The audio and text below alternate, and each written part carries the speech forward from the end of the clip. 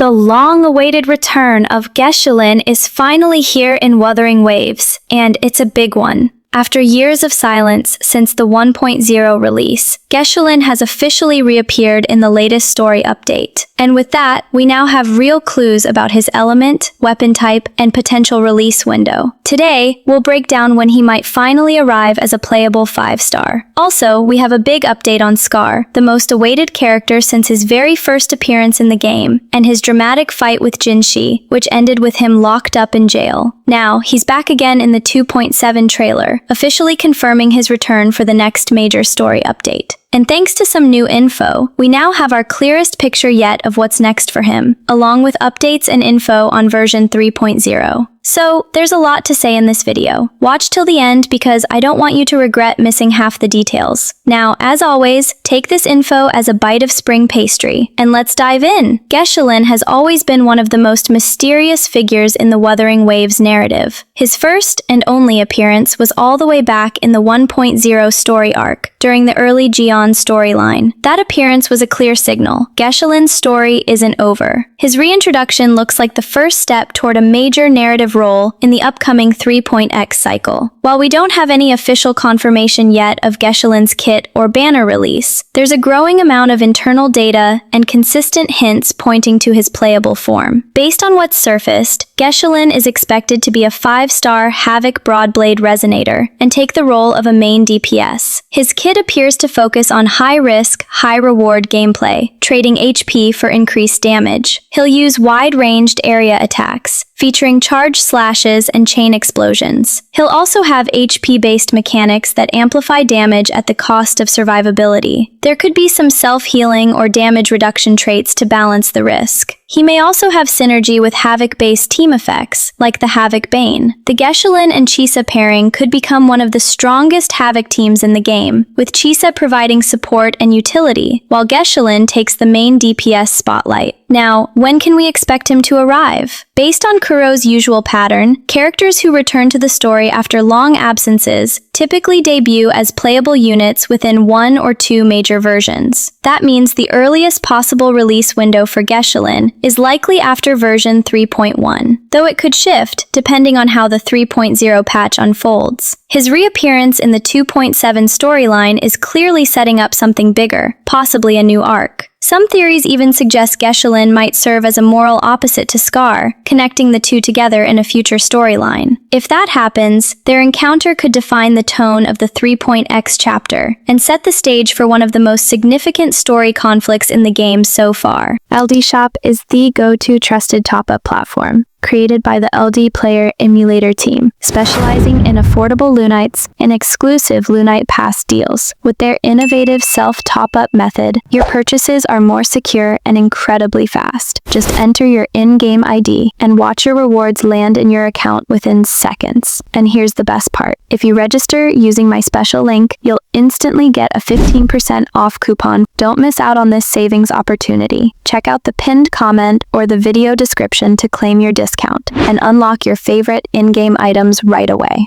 And did you know Scar also has his tacit mark on his neck, just like Geshulin? Personally, I'm very excited for the future updates. Let me know your thoughts down below. Scar has always been one of the most mysterious and most anticipated antagonists in Wuthering Waves. A high-ranking member of the Fractidus, a faction that believes humanity should evolve by embracing tacit discords instead of fighting them, Scar has been testing the rover since all the way back in version 1.0, when he first appeared in the main story. And thanks to new info, we now have our clearest picture yet of what's next for him. Following the events of the 2.7 storyline, Scar is expected to play an even bigger role heading into the 3.x updates, suggesting his story arc will continue far beyond this patch. Reports mention that he'll be receiving a new in-game model, possibly debuting during a cutscene or story event, hinting at a cleaner and more refined design that could be used when he eventually becomes playable. Speaking of which, yes, he's now said to first appear as a weekly boss in 2.8, before finally becoming a playable character around version 3.1. And if we look at how Kuro handled Cartethia's release, This roadmap fits perfectly into their transition pattern for major boss characters. Now, as for Scar's element, weapon, and kit, early info paints a fascinating picture. His gameplay is themed around cards, domain mechanics, and transformation abilities. He's said to summon or throw cards that trigger different effects, from explosive bursts to damage over time, or team buffs depending on the card type. His domain ability, probably tied to his ultimate, will alter the battlefield in a style similar to Frolova's or Chu Yuan's ultimates, placing traps that enhance his attacks or weaken enemies caught inside. Current leaks point towards Scar being a fusion rectifier user, functioning as a defense-scaling shielder with powerful crowd control and domain-based support, an extremely rare and valuable combination in the current meta. We've been teased about Scar becoming playable for over a year now, but with his confirmed role in 2.7 and beyond, it's finally happening. He's expected to serve as one of the central figures in the upcoming 3.0 arc, possibly leading to a rematch or even a redemption storyline similar to other reformed antagonists. If that happens, it would mark huge growth for his character, transforming from a shadowy villain into a complex ally, and potentially one of the game's strongest support options. So, if the latest info holds true, Scar's roadmap looks like this: story appearance and setup in 2.7, weekly boss and model reveal in 2.8, and full playable release by 3.1 or later. Everything about his character points toward him being a major part of the game's future, both narratively and gameplay-wise. If his defense-scaling support kit works as rumored, he could easily become a cornerstone unit, offering strong shields, crowd control, and possibly even universal buffs to the whole team. For now, we'll have to wait for more official confirmation, but one thing's certain: Scar's return marks one of the most exciting developments in Wuthering Waves yet. From a mysterious antagonist to a potential top-tier support, Scar's evolution is something players have been waiting for since the very beginning. And as always, once we get more official info on his kit, banners, and gameplay, I'll keep you updated right here on the channel. Now, let's talk about the 3.0 banners. In the first half, we're getting a new female Resonator named Lynae, who is a Spectro sword user that uses dreamless materials. She is said to be a fast and elegant duelist, focusing on clean movement and sharp Spectro slashes. Many people thought she'd be a pistol user at first, but updated data confirms she fights with a sword. She's described as a unique support character who works well with future mechanic-based characters. And yes, she looks really cool. I don't know why, but she just looks awesome to me. Anyway, coming with her is the chosen Sentinel Resonator, none other than Cartethyia herself. There are chances we might see a 3-banner pattern, and if that's true, then Ciaccona could also debut in Phase 1. If you need Ciaccona to boost Cartethia's damage or stacks, or if you just like her, you can pull for her. Now, let's see what's coming in the second phase. Mornye is also a new Resonator arriving alongside Lynae. She's a fusion sword user who uses Hecate materials, but she's not the usual passive healer. Mornye is more of a frontline healer, someone who swings her sword while restoring the team at the same time. Her attacks might provide fusion waves that heal or buff allies, giving fusion teams a fresh new direction. Lynae also possesses unique gameplay capabilities that elevate player expectations. Alongside her, Augusta or Iuno could appear, and if that's true, then you already know how much value the 2.6 Resonators hold pull value. The decision is totally in your hands on who to pull for, but Augusta and Iuno are on a huge level, especially since there are still no official gameplay leaks after them. Now it's time to wrap up the video. That covers all the updates and info available right now regarding banners, Geshulin, and Scar.